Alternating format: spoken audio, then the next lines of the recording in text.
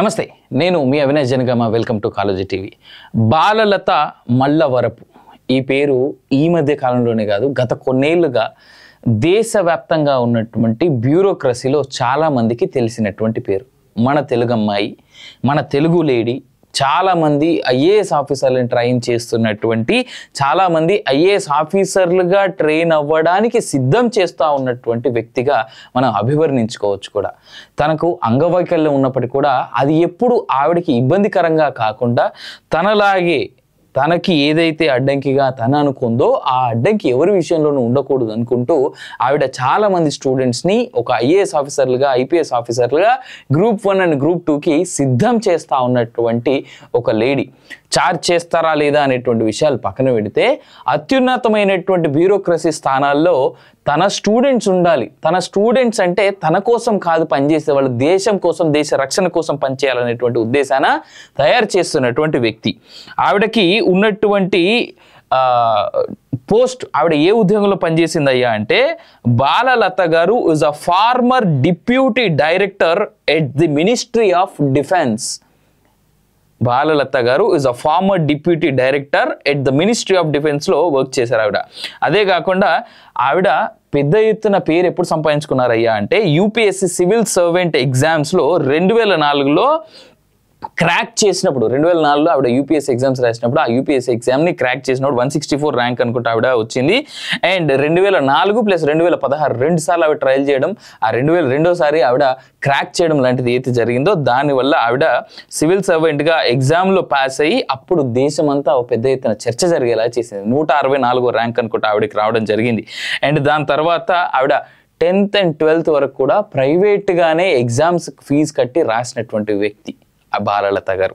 So ఆవిడకి చిన్నప్పుడే 11 ఏళ్ల వయసులోనే పోలియోకి సంబంధించినటువంటి ఇష్యూ రావడం వల్ల ఆవిడ ఇబ్బంది పడుతున్నప్పుడు కూడా ఆ అంగవైకల్యం ఎప్పుడు ఆవిడకి బుర్రలోకి ఎక్కకుండా నేను ఏదో సాధించాలనేటువంటి పట్టుదల ద్వారా ఆవిడ ముందుకెళ్ళినటువంటి వ్యక్తి. ఇక ఈమె స్మితా సబర్వాల్, తండ్రి ఆల్రెడీ ఐఏఎస్, భర్త ఐపీఎస్, ఈమె ఐఏఎస్. తండ్రి ఐఏఎస్ కాబట్టి ఆయనకు ఉన్నటువంటి ఇన్ఫ్లుయెన్స్ని వాడి ఈమెని ఐఏఎస్గా చేశాడేమో అనేటువంటి డౌట్ గత కొంతకాలంగా చాలా మందిలో ఉండింది. ఇవాళ అది కన్ఫర్మ్ అయింది. అయితే ఉదయం మార్నింగ్ న్యూస్లో మనం ఆల్రెడీ చెప్పడం జరిగింది, స్మితా సబర్వాల్ చేసినటువంటి కామెంట్స్ ఎంత జుగుప్సాకరంగా, ఎంత దిగజారుడుగా ఉన్నాయనేటువంటిది. చదువుకున్న వ్యక్తి, భారతదేశంలో ఒక బ్యూరోక్రసీ డిపార్ట్మెంట్లో ఉన్నటువంటి వ్యక్తి, అది కూడా అందరికంటే ముందు ఆదర్శంగా నిలవాల్సినటువంటి వ్యక్తి. అందరితో పాటు కదం నడుపుదాం, అందరితో పాటు కలిసి ముందుకు పోదాం అని చెప్పాల్సినటువంటి వ్యక్తి. భారత రాజ్యాంగంలో, భారత రాష్ట్రంలో, ఈ భారతదేశంలో రాష్ట్రాల డెవలప్మెంట్కి, దేశ డెవలప్మెంట్కి ముందుండి పనిచేయాల్సినటువంటి వ్యక్తి చాలా దిగజాడుగా జుగుప్సాకరమైనటువంటి కామెంట్లు చేస్తున్నటువంటి వ్యక్తి. ఆమె ఇందాక ఒక స్టేట్మెంట్ రిలీజ్ చేయడం జరిగింది. నిన్న బాలలత గారు చేసినటువంటి స్టేట్మెంట్ ఆధారంగా బాలలత గారు చేసినటువంటి ఒక ఛాలెంజ్ని ఆవిడ చాలా ఎంత దిగజాడు స్టేట్మెంట్ చేసిందో చూడండి. ఇలా, I would like to take on her odd challenge but doubt UPSC will permit me due to my advanced age. నాకు వయసు అయిపోయింది, నేను ముసల్దాన్ని కాబట్టి నా ఈ ఛాలెంజ్, మీరు చేసినటువంటి ఈ ఛాలెంజ్లో నన్ను యూపీఎస్సీ వాళ్ళు పర్మిట్ చేస్తారా లేదా అనేటువంటి మాట అంటున్నాను. అంటే ఏజ్ బార్ అయిపోయింది, ఇప్పుడు నన్ను యూపీఎస్సీ వాళ్ళు మళ్ళీ ఎగ్జామ్ రాయనియరేమో అని అంటుంది. Since Sudhakar Udumula you are her spokesperson, please do ask her only one question. To what use has she put her privilege of disability quota to run coaching institutes or to serve the people through field work అని చెప్పేసి ఆమె ఆ question చేస్తుంది కదా. సుధాకర్ ఉడుముల అనేటువంటి వ్యక్తి ఆమె spokes person అని చెప్పేసి ఈమె అంటా ఉన్నది. అసలు సుధాకర్ ఉడుముల అనేటువంటి వ్యక్తి ఎవరయ్యా అంటే, ఎడిటర్ ఇన్వెస్టిగేషన్, ఆథర్, స్టేటల్ IVLP, UNICEF awardee, ISB education, సరే ఇక fact check trainer and poster personal అని చెప్పేసి ఆయన చాలా క్లియర్గా చెప్తా ఉన్నారు. అంటే ఒక వ్యక్తిని సపోర్ట్ చేస్తూ ఎవరేం మాట్లాడినా వాళ్ళు వీళ్ళ యొక్క మౌత్ పీస్ అంటూ ఈమె నాకు తెలిసి పొలిటికల్ ఆస్పిరేషన్ కానీ పొలిటికల్ అజెండా కానీ ఏమైనా ఉండదు కావచ్చు నాకు తెలిసి అయితే ఈమె స్మితా సబర్వాల్కి. అందుకే పిచ్చెక్కినట్టుగా, పిచ్చుకుగా కలిసినట్టుగా మాట్లాడుతూ ఉన్నది. పొద్దుగా సీనన్ అన్నట్టుగా ఈమెను తీసుకొని నిజంగా మెంటల్ హాస్పిటల్ కాదు ఇంకేమైనా హాస్పిటల్ పడేరు, లేదంటే ఆ ప్రగతి భవన్లోకి వెళ్ళి బయటికి రాగానే ఆడున్నటువంటి లావిష్నెస్, ఆడున్నటువంటి అన్ని రకాల రాజభోగాలు పక్కకు పోగానే బుర్రేమన్నా మోకాళ్ళకి జారిందా లేదంటే అరికాళ్ళకి జారిందో మరి. ఇది 70 ఏళ్ళు అయింది భారతదేశానికి స్వాతంత్రం వచ్చి. నాకు తెలిసి ఈ దేశంలో రిజర్వేషన్లు కాస్ట్ ఆధారంగా కాకుండా reservations has to happen by their intelligence అంటే కనుక నాకు తెలిసి బాడీలో అన్ని పార్ట్స్ సరిగ్గా ఉన్న వాళ్ళకంటే నిజంగా ఫిజికల్లీ ఛాలెంజ్డ్ పీపుల్ ఇంకా చాలా అడ్వాన్స్డ్గా ఉంటారు. అలాంటిది కనుక చేస్తే నాకు తెలిసి ఈమె తీసి పక్కన పడేస్తారేమో. రైట్. ఇదే సందర్భంలో నేను ఇంకో విషయం కూడా చెప్పాలి. ఇక్కడ బాలలత గారి ఇన్స్టిట్యూషన్ నుంచి, బాలలత గారు నడుపుతున్నటువంటి ఇన్స్టిట్యూట్ నుంచి ఎంతమంది ఐఏఎస్లుగా సెలెక్ట్ అయినటువంటిది ఒకసారి నేను లిస్ట్ చెప్తా, మీరు చూసుకోరు. Abhiram G Shankar AIR 4th, Krishna Teja AR 66, Prashanth AR 47, O Anand AR 33. ఇవన్నీ లాస్ట్లో వచ్చేటువంటి నెంబర్స్ అన్ని ర్యాంక్ నెంబర్లు అనమాట. Okay. Gopalakrishna AR 3, Madhuri AR 144, Maurya Reddy AR 100, Akshay Kumar 624, Anusha 375, Ashwija 423, Vaishnavi 465. ఇట్లా చెప్పుకుంటూ పోతే కనీసం 30 నుంచి 40 మంది ఆవిడ ఇన్స్టిట్యూషన్ నుంచి బయటకు వచ్చిన ఉన్నారు.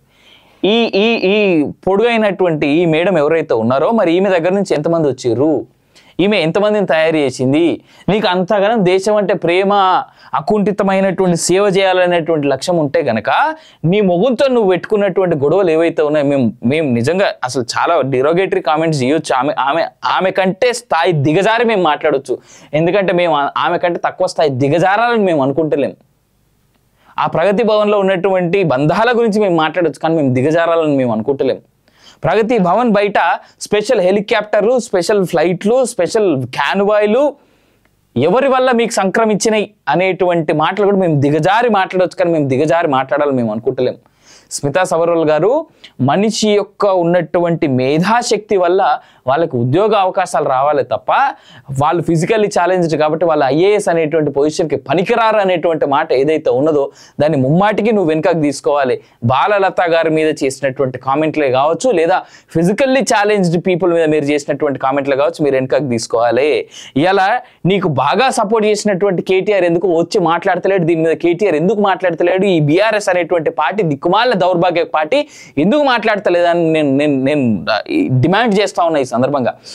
ఇదే కాదు, ఇదే సందర్భంలో ఇంకో మాట చాలా క్లియర్గా మనం క్వశ్చన్ చేయాల్సినటువంటి అవసరం ఉన్నది.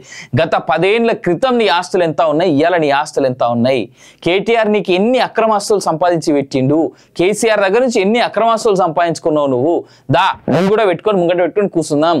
బాలలత గారు ఆవిడ ట్రైనింగ్ ఇన్స్టిట్యూట్ ద్వారా ఎంతమంది సంపాదించింది, ఎంతమంది భారతదేశానికి ఐఏఎస్ ఐపీఎస్లను అందించింది అనేటువంటి విషయాన్ని కూడా మనం ముంగట పెట్టుకొని కూర్చొని మాట్లాడుకుందాం. నీ అయ్య చేసినటువంటి అక్రమాలు ఏంది, మీ ఆయన చేసినటువంటి అక్రమాలు ఏంది, నువ్వు చేసినటువంటి అక్రమాలు ఏంది, మీ ఆయనకి నీకు ఇట్లాంటి విషయాలలోనే అంటే దేశం కోసం కాదు ఇంకా వేరే విషయాల్లో జరిగినటువంటి గొడవలు దగ్గరుండి ఎవరు సాల్వ్ చేసిరు అవన్నిటి గురించి కూడా మాట్లాడదాం. నాకు తెలిసి మీ ఆయనతో గొడవల వల్ల తర్వాత ప్రగతి భవన్ అనేటువంటిది ఇంతకుముందు ఏదైతే ఉండేనో ఇప్పుడు అది ప్రజాభవన్గా మారిన తర్వాత నీ బుర్రాలో ఉన్నటువంటి చిప్ ఏదైతే ఉందో, చిన్న మెదడు ఏదైతే ఉందో అది చిత్రిపోయిందేమో అనేటువంటి డౌట్లు కూడా కనిపిస్తూ ఉన్నాయి. నువ్వు మిగిలిన వాళ్ళు ఏమైనా గొడవలు పెట్టుకున్నారా? ఏం జరుగుతూ ఉన్నది? మీరు చదువుకున్న వాళ్ళు, ఉన్నత స్థాయిలో ఉన్నటువంటి వ్యక్తులు, ఉన్నత విద్య నేర్చుకున్నటువంటి వాళ్ళు, ఉన్నత స్థానంలో ఉండి రాష్ట్రాన్ని దేశాన్ని ముందుకు తీసుకుపోవాల్సినటువంటి వ్యక్తులు మీరు ఇంత దిగజారుడా, ఇంత జుగుప్సాకరమైనటువంటి స్టేట్మెంట్లా? మీరు తినేది కడుపుకు అన్నమా లేదంటే ఇంకేమన్నా అనేటువంటి క్వశ్చన్ నాకు అడగబుద్ధి అవుతుంది. కొంతమంది ఈమెకు సపోర్ట్ చేస్తూ ఉన్న వాళ్ళు కూడా ఉన్నారు. నేను ఒకటే అడుగుతా ఉన్న ప్రశ్న సోదరులందరికీ కూడా, అంగవైకల్యం అనేటువంటిది కొంతమందిలో వస్తుంది. సరే టైంకి పోలీసు చుక్కలు వడకనో లేదంటే జీన్స్, వాళ్ళ యొక్క జీన్స్ అంటే ఫ్యామిలీలు విత్ ఇన్ ఫ్యామిలీనే చేసుకున్నటువంటి పెళ్లిల కారణం చేతను ఏదో కారణం చేత అంగవైకల్యం అనేటువంటిది వస్తుంది. వాళ్ళు ఐఏఎస్లు కావడానికి ఏ రకంగా వాళ్ళు అనర్హులు అవుతారు? దీనికి సమాధానం చెప్పేటువంటి లెక్క ఉన్నదా? లెట్స్ సే ఇఫ్ ఈమెకు సపోర్ట్ చేస్తున్న వాళ్ళు లేదంటే ఈమె, నా ప్రశ్న ఒకటే ఉన్నది స్ట్రైట్, ఈమెకు పిల్లలు ఉన్నారు స్మితా సబర్వాల్కి, ఈమె పుట్టిన పిల్లలు ఎవరైతే ఉంటారో వాళ్ళ అంగవైకల్యంతో ఉడితే ఎందుకు పుట్టిన భూమి మీద చంపేయరు అని చెప్పేసి అని అంటది ఆమె చెప్తున్నటువంటి స్టేట్మెంట్స్ నాకు ఆ విధంగానే అర్థమవుతా ఉన్నాయి.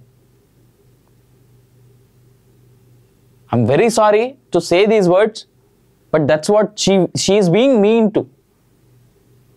ఎందుకు అనర్హులు అవుతారు వాళ్ళు? అలాంటి వాళ్ళందరూ ఎందుకు కూర్చోబెట్టద్దు వాళ్ళని? మేధా సంపత్తో కూర్చున్నటువంటి పనిలో వాళ్ళు కూర్చో ఉన్నారు. ఆ యొక్క జిల్లా మొత్తాన్ని కూడా ఒక ఐఏఎస్, ఒక జిల్లా కలెక్టర్ అంటే జిల్లా మొత్తాన్ని తన కంట్రోల్లో పెట్టుకొని వర్క్ చేసేటువంటి వ్యక్తి అవుతారు వాళ్ళు. రెవెన్యూ ఇష్యూసే కావచ్చు, కోర్టులకు సంబంధించినటువంటి ఇష్యూసే కావచ్చు, they are considered as a judge to that particular district. They are considered as a district magistrate, IAS officer అంటే, కలెక్టర్ అంటే. ఏం తక్కువైంది? నిన్నటిదాకా తిన్న పైసలు అరుగుతలేవా? లేకపోతే రాష్ట్ర ప్రభుత్వం దగ్గర నుంచి దోచుకున్న పైసలు అరుగుతలేవా? లేదంటే దోచిపెట్టినటువంటి ఆ కేటీఆర్ కేసీఆర్ అనేటోళ్ళు నీ పేరు మీద దోచిపెట్టినటువంటి పైసలు తిన్నాయి నీకు ఇప్పుడు అరుగుతలేవా, ఒంటి పడతలేవా? I really want the state government to get involved into this case and immediately dismiss Ms. Smita Sabharwal. I really demand for this. And also UPSC, the department of UPSC has to dismiss this woman right now. Also, the Supreme Court has to lodge a sumoto complaint on this woman and investigate on her. Why the bloody hell she is making such kind of derogatory comments on physically challenged people? ముంగట నిలబడి ప్రజలకి ఉన్నతమైనటువంటి మార్గదర్శకాలు అందించాల్సినటువంటి వ్యక్తి ఇంత దిగజారుడు స్టేట్మెంట్సా? నేను demand చేస్తా ఉన్నా మరోసారి, అసెంబ్లీ సమావేశాలు స్టార్ట్ అయినటువంటి తరుణంలో ఈ బీఆర్ఎస్ బీజేపీ అట్లే కాంగ్రెస్ పార్టీలని డిమాండ్ చేసేది ఒకటే, ఇమీడియట్ ఆమె పొజిషన్ నుంచి సస్పెండ్ చేసి ఆమెకి ఉన్నటువంటి ఆ క్వాలిఫికేషన్ కూడా రద్దు చేయాలని చెప్పేసి డిమాండ్ చేస్తా ఉన్నా కాలేజ్ టీవీ వేదికగా. నేను ఆమె సస్పెన్షన్ తో పాటు ఈ Congress party, BJP party, BRS పార్టీలు ఖచ్చితంగా ఆమెతోని ముక్కు నేలకు రాపిచ్చి మరి బాలలత గారికి అలాగే ఫిజికల్ ఛాలెంజ్డ్ పీపుల్ అందరు కూడా ముమ్మాటికి ఆమె సారీ చెప్పాలి. ఆమె దిగొచ్చి మరి ముక్కు నేలకు రాకి బాలలత గారికి అలాగే మిగిలినటువంటి ఫిజికల్లీ ఛాలెంజ్డ్ పర్సన్స్ అందరికి కూడా ఆమె సారీ చెప్పేదాకా ఈ ఉద్యమాన్ని ఫిజికల్లీ ఛాలెంజ్ పీపుల్ అలాగే మాలాంటి వాళ్ళని కంటిన్యూ చేస్తామని కూడా మేము ఈ సందర్భంగా హెచ్చరిస్తా ఉన్నాం.